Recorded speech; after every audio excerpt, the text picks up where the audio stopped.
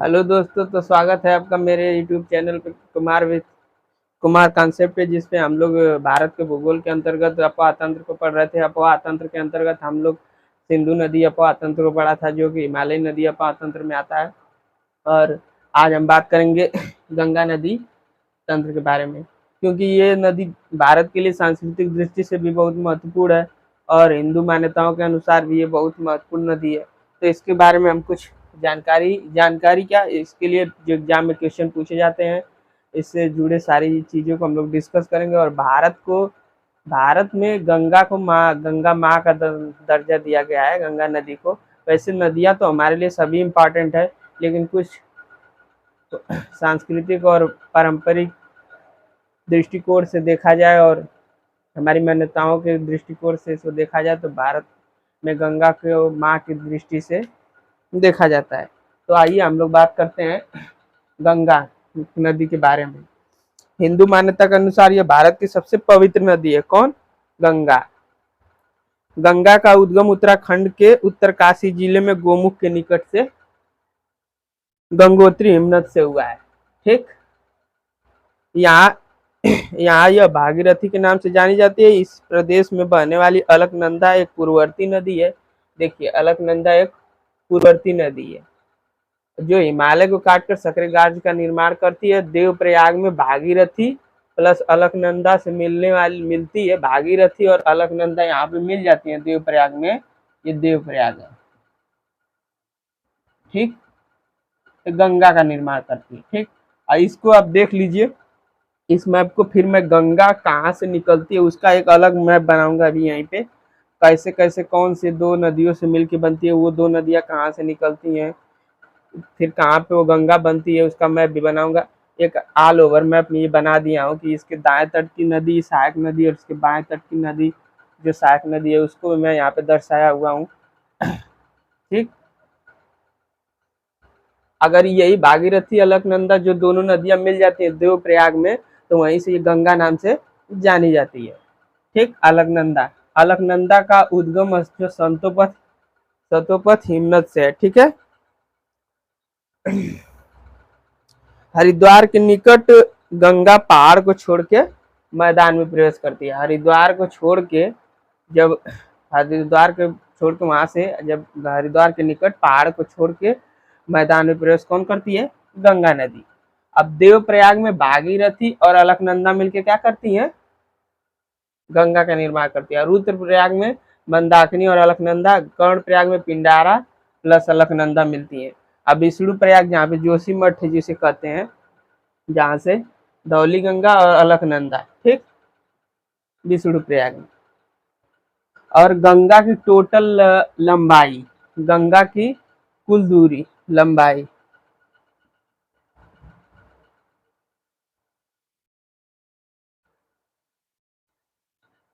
लंबाई है 2525 kilometre, 2525 kilometre. ये क्वेश्चन पूछा जाता है और ये एनसीईआरटी बुक में दिया हुआ है टोटल लंबाई। इसको आप याद कर लीजिएगा और ये भी याद कर लीजिएगा कि गंगा कहाँ पे, देवप्रयाग में भागीरथी और अलकनंदा के मिलने से क्या होता है? गंगा का निर्माण होता है, गंगा वहां से कही जाती है। कर्ण प्रयाग में अलकनंदा प्लस पिंडारा, विष्णु प्रयाग में मैंने बताया आप लोग को जिसे हम कहेंगे जोशीमठ अलकनंदा धौली गंगा, जिसे हम विष्णु गंगा भी कहते हैं। ये कहाँ गए? हाँ, अलकनंदा धौली गंगा। ठीक, अब हम ये गंगा नदी जो है भारत के किन किन राज्यों से होके जाती है इसको मैं बताऊंगा। उत्तराखंड, पहले उत्तराखंड से लेके फिर यूपी, बिहार, झारखंड,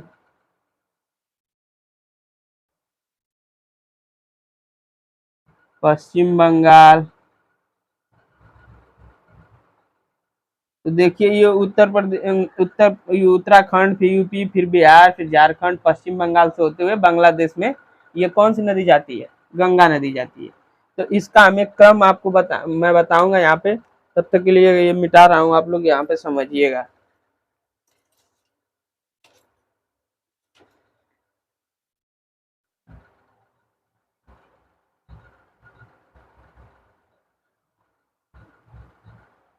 गंगा नदी तंत्र के बारे में हम लोग पढ़ेंगे अच्छे से, और ये क्लास बहुत इम्पोर्टेंट होने वाली है पीसीएस वालों के लिए, आरओ वालों के लिए, समीक्षा अधिकारी आरओ के लिए।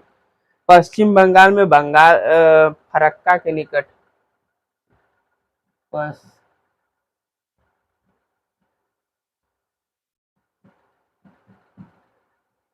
बंगाल, जब गंगा नदी जो होती है, पहले मैं ये आपको ये मैप बता दे रहा हूँ, मैप बना के दिखा दे रहा हूँ।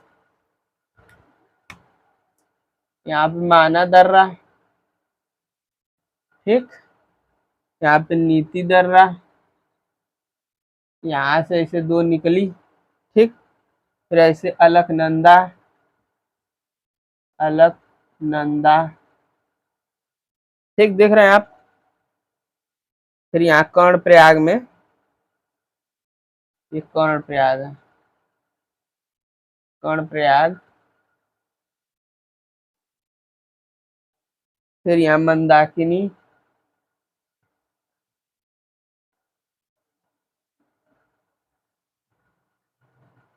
मंदाकिनी, ठीक, ऐसे आते हुए अलकनंदा, मंदाकिनी, फिर ये अलकनंदा के नाम से जानी जाएगी, अलकनंदा के नाम से आगे जानी जाएगी। यहाँ गंगोत्री से, अब ये नदी एक और मैं यहाँ से गंगोत्री से देखिएगा, यहाँ से देखिए गंगोत्री है ना, गंगोत्री से भागीरथी यहाँ से निकल रही है, इसे हम कहेंगे भागीरथी, ठीक। आप लोग इसे देखिएगा, 50 है, अरे भागीरथी प्लस अलकनंदा यहाँ पे मिल के यहाँ देवप्रयाग है, देवप्रयाग में यहाँ क्या करती है, गंगा का निर्माण करती है। हरिद्वार,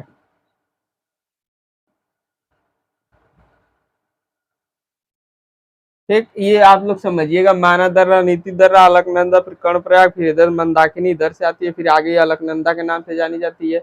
फिर ये जब भागीरथी गंगोत्री से ऐसे निकल के आती है, ठीक, तो ये देवप्रयाग में, यहीं पे देखेंगे आप ऋषिकेश, फिर नीचे हरिद्वार, ये मैदानी क्षेत्र में हरिद्वार में आती है गंगा, ठीक, ऐसे बहते हुए ऐसे चली जाती है। अब ये एक मैप है, मैं आप लोग को बता दिया हूँ गंगा नदी के बारे में, और ये निकलते हुए आ रही है हरिद्वार की तरफ। और यहाँ पे जोशी मठ, क्या है, जोशी मठ, जोशी मठ, ठीक, विष्णु प्रयाग। अब इसको आप लोग समझिएगा, भागीरथी, यहाँ पे गंगोत्री से भागीरथी, फिर यहाँ से नीति और माना दर्रा से ये अलकनंदा, फिर यहाँ मंदाकिनी आके मिलती है यहाँ पे, फिर अलकनंदा के नाम से आगे जानी जाती है, अलकनंदा यहाँ देवप्रयाग में भागीरथी से आके मिलती है, तो ये दोनों यहाँ पे गंगा के नाम से जानी जाती है, और हरिद्वार में मैदानी क्षेत्रों में उतरती है नदी, कौन, गंगा नदी। तो इस तरह से ये मैंने आपको मैप समझा दिया, मैप के जरिए आप लोग क्लास को समझिएगा। अब मैप लेके आप लोग रहिएगा क्लास में, क्योंकि मैप से ही समझ पाएंगे। अब मैप, ये ज्योग्राफी मतलब मैप, जैसे ही मैंने ये बताया था ना, देवप्रयाग में, देवप्रयाग अगर कहेंगे तो भागीरथी जहाँ पे गंगा बनी, भागीरथी प्लस अलकनंदा, ये क्या, देवप्रयाग में, ठीक। अब ये चीज समझ गए आप, इतना तो समझ गए। अब इसके बाद हम आएंगे कि जब ये नदी जो है, अब ये ऐसे, यहाँ पे भारत का मैंने मैप बनाया, एक रफली मैप बना दे रहा हूँ,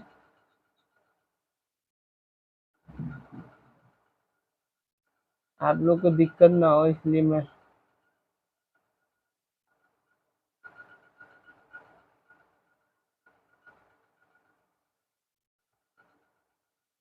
ये गंगा है, आप लोग मैप बनाना एकदम सीख जाइए, ठीक। ये भागीरथी है, ये अलकनंदा, और यहाँ पे ये देवप्रयाग में गंगा के नाम से हरिद्वार में उतरती है। तो जो गंगा इससे इससे बहते हुए आ रही है, इससे इससे, तो यहाँ पे जब पश्चिम बंगाल में आती है तो गंगा दो धाराओं में विभाजित हो जाती है, पश्चिम बंगाल में, ठीक। पश्चिम बंगाल में ये दो धारा में विभाजित हो जाती है, जिसे हम वितरिका कहते हैं। क्या कहते हैं? वितरिका,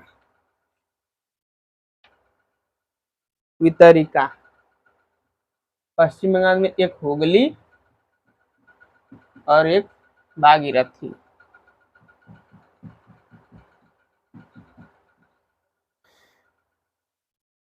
और ये भागीरथी जो है, फिर ये जब बांग्लादेश में जाती है तो पद्मा नाम से, फिर जब पद्मा आके यहाँ से पद्मा में आके इधर से ब्रह्मपुत्र नदी मिल जाती है, तो ये मेघना नाम से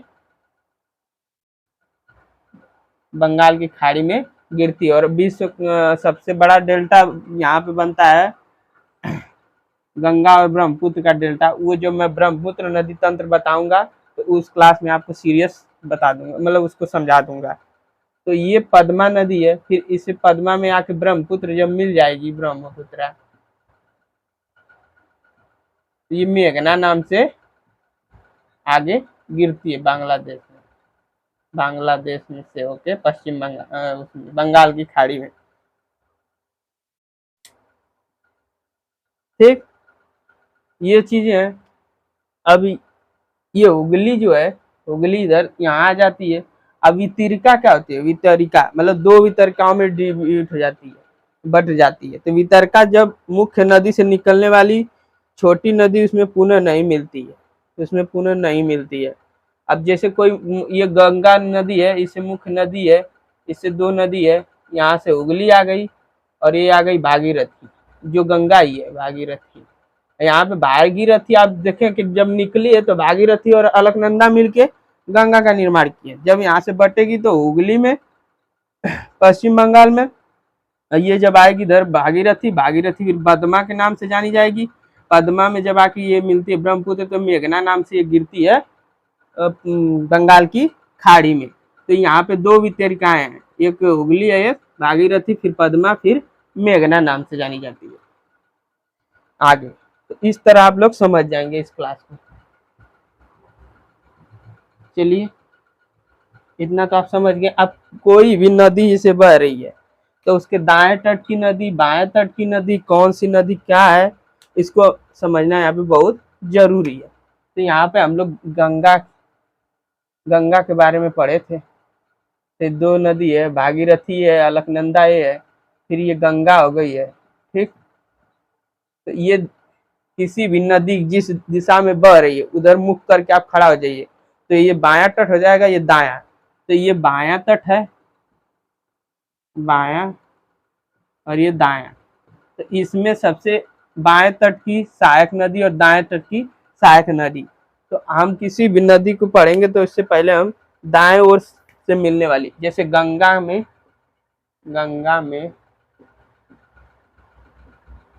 मिलने वाली नदी, तो ये नदी हो गई। अब जैसे दाएं से कौन मिलती है, फिर बाएं से कौन मिलती है, तो दाएं तट से जो नदी मिलती है वो कौन कौन सी है? यमुना, ठीक, सोन, टांग।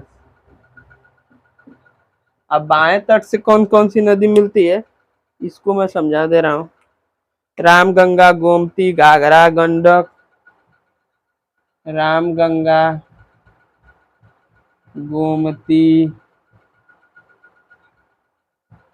घाघरा, गंडक, ये इसके बाएं तट की इधर की नदियां। और इधर गंगा यमुना मिलती है, सोन मिलती है, ऐसे ये नदियां मिलती है, कोसी,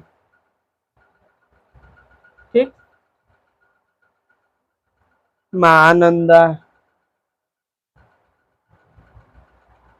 ये सब क्या है, इसके बाएं तट की नदी है।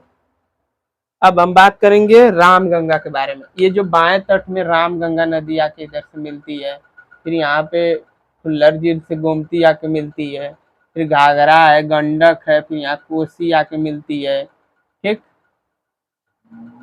ये बाएं तट की नदियां हैं। और दाएं तट की यमुना, सोन, ट्रांस। ठीक, तो हम बात करेंगे रामगंगा के बारे में। पहले यमुना के बारे में बात करते, क्योंकि यमुना जो है ये गंगा की सबसे बड़ी सहायक नदी है। जैसे वहां पे आप लोग देखे थे सिंधु में कौन है, तो वैसे ही यहाँ पे गंगा, जो गंगा नदी तंत्र में यह सबसे लंबी सहायक नदी कौन है, यमुना नदी तंत्र, जो कि दाएं तट से होके आके मिलती है। तो हम यहाँ पे बात करेंगे यमुना नदी तंत्र के बारे में, यमुना नदी के बारे में कि कैसे आके वो मिलती है। आगे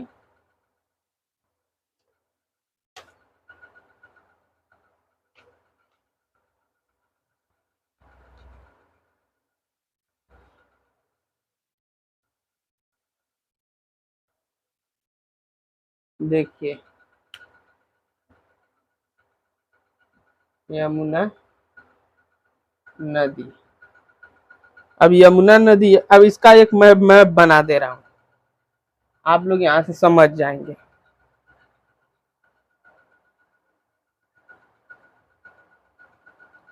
ये यमुना,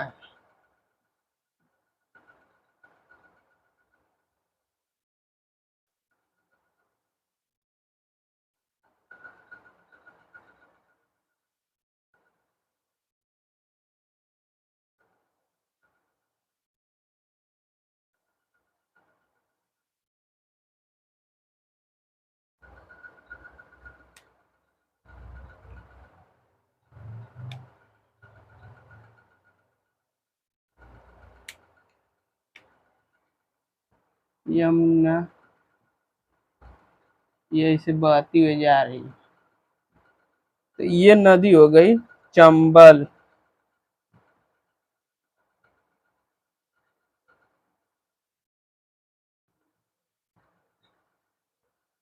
ये बनास। ठीक, और ये चंबल में, चंबल नदी में कौन सी मिलती है, काली नदी। फिर यमुना की कौन सी सहायक नदी है, सिंध, बेतवा, केन। सिंध, बेतवा, ये केन। और ये आगे जाके प्रयागराज में गंगा से, प्रयागराज इलाहाबाद संगम पे आके गंगा से यमुना मिल जाती है। तो ये सबसे लंबी सहायक नदी कौन है, यमुना है। तो यमुना की कौन सी है, यमुना, यमुना की सहायक नदी है चंबल है, सिंध है, बेतवा है, केन है। ठीक, और जो काली और बनास है ये चंबल में आके मिल रही है, लेकिन चंबल नदी जाके यमुना से मिलती है। कहाँ से मिलती है, यमुना से। आप लोग मैप के माध्यम से यहाँ पे देख भी सकते हैं, समझ भी सकते हैं। और ये यमुना की सहायक नदियां हैं। और यमुना जो है प्रयागराज में, इलाहाबाद के प्रयागराज में संगम पे आके ये किससे मिल जाती है, गंगा से मिल जाती है। और निकलती कहाँ से, अब मैं इसको यहाँ पे एक एक चीज को समझा दूंगा। गंगा की सबसे लंबी सहायक नदी कौन है, सहायक नदी यमुना है। प्रारंभ में यह गंगा पश्चिम में बहती है, बाद में यह गंगा के दक्षिण में बहती हुई इलाहाबाद के निकट दाएं तट पर मिल जाती है। यमुना बंदर पुंछ श्रेणी पर स्थित यमुनोत्री हिमनद से निकलती है। यह यमुनोत्री से किससे निकलती है, यमुनोत्री से। आप लोग इसे समझिएगा, यमुनोत्री से। ठीक, बंदर पूछ के निकल।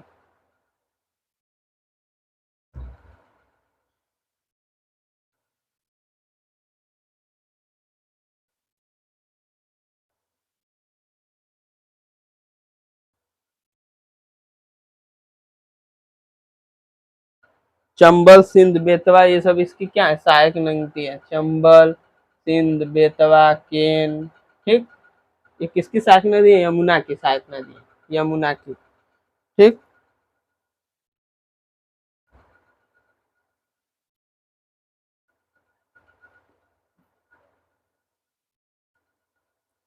ये उत्तराखंड में स्थित, आप लोग ये समझ जाइए कि ये उत्तराखंड में स्थित यमुनोत्री हिमनद से निकलती है। किससे?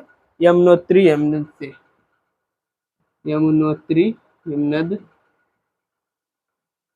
हिमनद कौन निकलती है? यमुना। चंबल और बेतवा यमुना की सहायक नदी है, ये तो मैं बताया ही आपको। चंबल, सिंध, बेतवा, केन, ये सब सहायक नदी है। अब ये हो गई यमुना की क्वालिटी। यमुना के बारे में मैंने बताया आपको, ये भी एक सहायक नदी। आप सोन की नदी के बारे में बताऊंगा। गंगा की जो दाएं तट की सहायक नदियां हैं, जिसमें मैंने यमुना को बताया। यमुना जो है यमुनोत्री हिमनद से उत्तराखंड से निकलती है, और यमुनोत्री हिमनद से निकलते हुए जिसकी सहायक नदी है चंबल, सिंध, बेतवा, केन, ये सब नदी यमुना में मिलती है। यमुना जाके किस में मिलती है? गंगा में। प्रयागराज, जो इलाहाबाद पहले नाम था उसका, लेकिन अब प्रयागराज जहाँ संगम है वहां पे ये किससे मिल जाती है? गंगा से। कौन? यमुना। अब हम बात करेंगे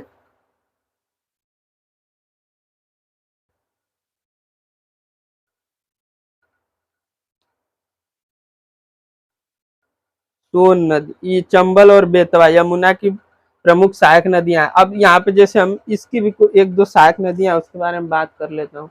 मिटाने वाला थोड़ा सा सही नहीं।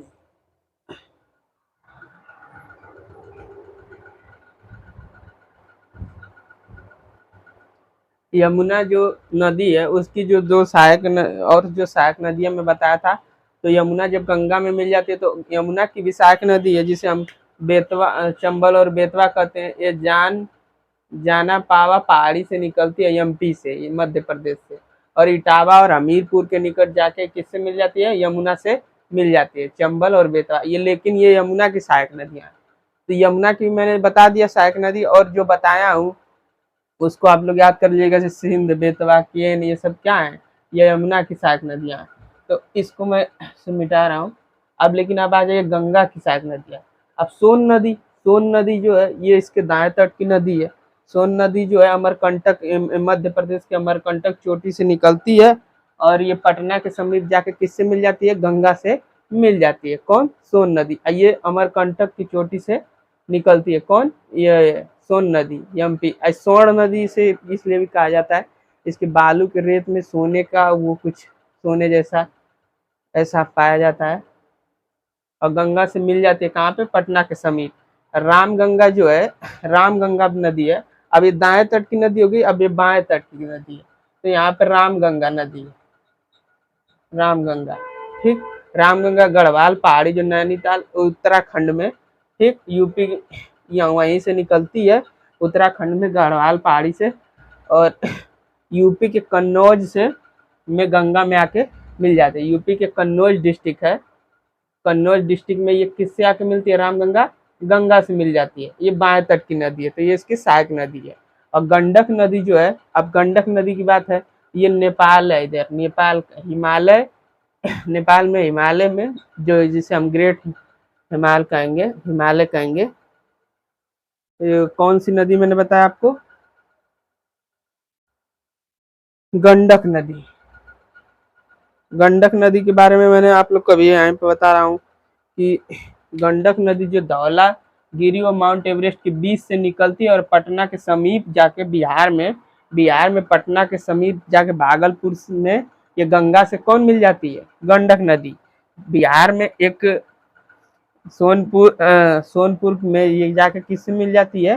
भागलपुर में नहीं, सोनपुर में, पटना के निकट सोनपुर में ये कहाँ मिल जाती है? गंगा से। कौन? गंडक नदी। ठीक। अब कोसी नदी की बात करेंगे। कोसी नदी भी आके मिलती है यहाँ पे। तो गंडक नदी मैंने बताया आपको। फिर कोसी नदी जो है, कोसी नदी अब बिहार और नेपाल की संयुक्त योजना है। ठीक। ये नेपाल में स्थित गोसाई थान पर्वत चोटी से निकलती है। नेपाल में स्थित जो है गोसाई थान पर्वत चोटी से निकलती है, और बिहार के भागलपुर में गंगा से जाके मिल जाती है। कौन? कोसी नदी। ऐसे बिहार का शोक भी कहते हैं। किसे? कोसी नदी को बिहार का शोक, क्योंकि ये यहाँ पे आए दिन ही मतलब जब भी होता है तो बाढ़ आती है, और जिससे वहाँ पे बिहार में रहने वाले लोगों को बहुत ही हानि जाने चली जाती है, बहुत नुकसान होता है। तो क्या कहते हैं कि ये बिहार का शोक किसे कहते हैं? कोसी नदी कहते हैं। रामगंगा मैंने आपको बताया ही, रामगंगा गढ़वाल पहाड़ी जो यूपी से निकलती है, फिर यूपी में कन्नौज में आके मिल जाती है। ठीक,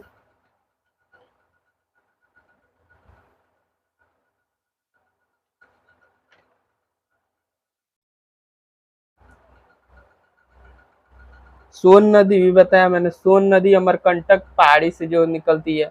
अब देखिए आप लोग को कोई नदी और याद आ रही हो जिससे अपन, हाँ सबसे इम्पोर्टेंट नदी है जिसे मैं कहूंगा जो बाएं तट की नदी है, जिसमें गोमती नदी।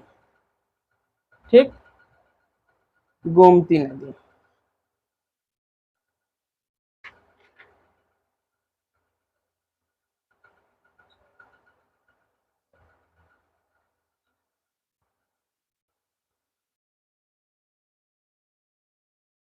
इससे हूँ गोमती नदी के बारे में मैं लिख रहा हूँ।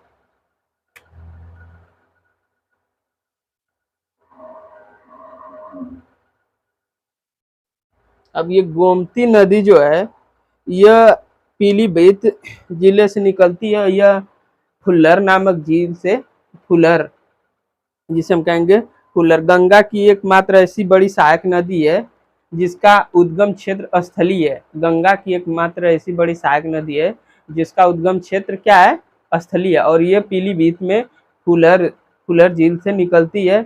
और वहाँ पे क्या कहते हैं, गोमत ताल भी शायद इसे कहते हैं, वहीं से निकलती है। और गाजीपुर में आप चाहेंगे, गाजीपुर एक उत्तर प्रदेश का जिला है, वहाँ पे जाके आप कैथी, जहाँ पे कैथी नामक स्थान है, ये वहीं पे आके ये गंगा से मिल जाती है। कौन? गोमती नदी। ऐसे गोमती आएगी, यहाँ पे गाजीपुर में है, गाजीपुर डिस्ट्रिक्ट में पड़ता है, यहाँ पे कैथी में, जिसे मार्कंडे धाम भी कहते हैं। आप लोग गाजीपुर के कुछ लोग होंगे तो जानते होंगे मार्कंडे धाम, वहाँ पे जानते जाते भी हैं लोग।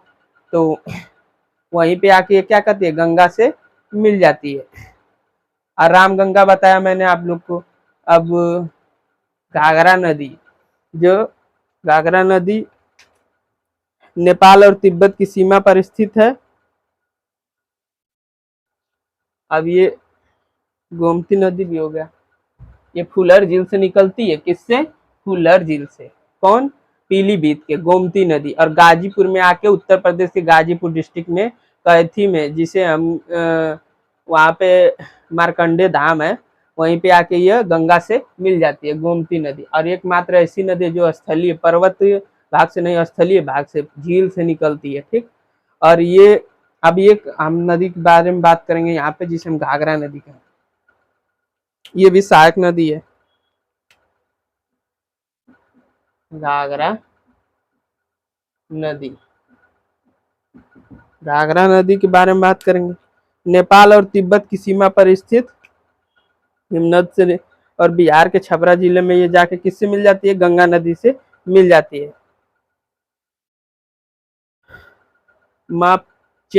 मापचाचुंग हिमनद से निकलती है। ये कहाँ से निकलती है? मापचाचुंग हिमनद से, नेपाल और तिब्बत की सीमा पर स्थित। चल भी नहीं रहा हमारा। नेपाल और तिब्बत की सीमा पर। ठीक, मापचाचुंगो हिमनद, मापचाचुंगो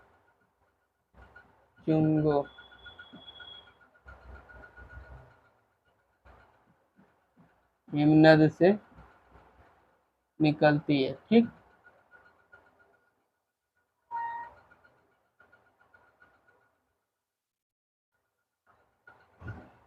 और ये कि यहाँ पे शारदा नदी, जो सरयू नदी है, वो क्या कहती है कि वो निकलती है जब मिलाम मिलाम हिमनद से निकल के फिर जाके वो किस में मिल जाती है?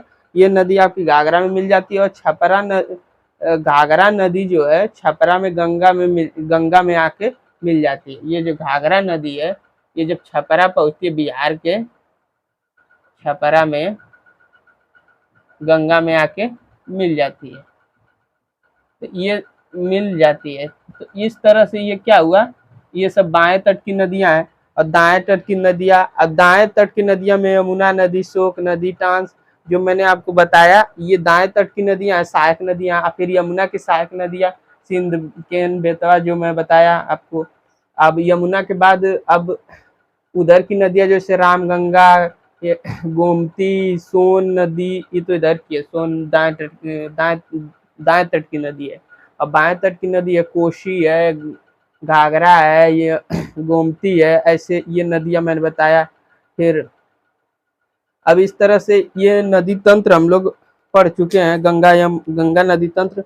और इस क्लास को आप सीरियस लेकर पढ़िएगा।